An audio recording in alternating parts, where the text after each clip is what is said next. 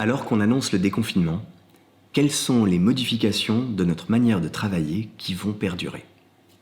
L'un des avantages de cette crise, c'est que toutes les entreprises ont découvert un nouveau Chief Digital Transformation Officer, le Covid-19.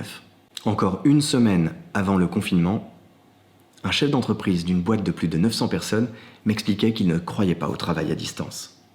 Aujourd'hui, tous ses employés travaillent depuis la maison. Mais pensez-vous qu'à la fin de la crise, ils vont revenir à leur bureau comme si de rien n'était? Moi, je ne le pense pas. Le Covid-19 a forcé bon nombre d'entreprises à updater leur operating system, au niveau technique, mais aussi au niveau culturel. Et ça, ce sont des choses qui vont perdurer. Voilà les premiers points que j'ai listés. 1. Moins de business trip. Et oui, ces derniers temps, j'ai pu éviter bon nombre de vols et de nuits d'hôtel. J'ai pu remplacer pas mal de meetings par des visioconférences. Et je pense que je ne suis pas le seul. Et dans le futur, ces entreprises qui habituellement font déplacer des consultants vont certainement passer à un mode beaucoup plus léger. Cela va leur coûter moins cher, c'est meilleur pour l'environnement et ça permet de rester auprès des siens. 2. Des réunions plus efficaces. Tout le monde le sait, il y a des méthodes pour rendre les réunions plus efficaces. Google et Amazon, par exemple, partagent leurs meilleures pratiques volontiers. Pourtant, on les applique rarement, certainement par tradition. Mais lors d'une visioconférence, ces méthodes sont plus que jamais nécessaires. Certainement que ces nouveaux apprentissages vont rester après la crise. 3. Travailler depuis n'importe où. Travailler à distance ouvre des possibilités extrêmement larges.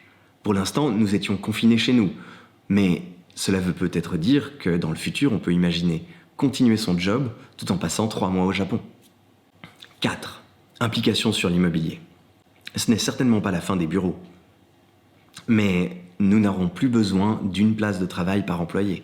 Par exemple, chez Enigma, dans l'un de nos bureaux, nous n'avons que 12 places de travail pour 16 employés. Et cela marche très bien. Cela veut dire qu'il va certainement y avoir trop de surface de bureau à disposition. Autre implication, les appartements ou les maisons qui ont une petite pièce en plus qui peut servir de bureau vont avoir une sacrée cote. J'en rêve. 5. Implication pour l'emploi. Si l'on peut travailler depuis n'importe où, cela veut aussi dire que l'on peut recruter n'importe où. Qu'est-ce que cela va avoir comme effet sur le recrutement et sur la constitution d'équipes pour travailler sur des projets? 6. Besoin de clarté dans les rôles et les process. Une culture d'entreprise est souvent pleine de non-dits, de choses que l'on apprend en habitant dans les murs de l'entreprise. Si l'on travaille à distance, il va falloir que ces rôles, ces process soient visibles et compréhensibles sans que l'on soit sur place. Si vous voyez d'autres impacts que je n'ai pas listés, n'hésitez pas à me les donner dans les commentaires. Je me ferai un plaisir de travailler aussi dessus. Merci beaucoup.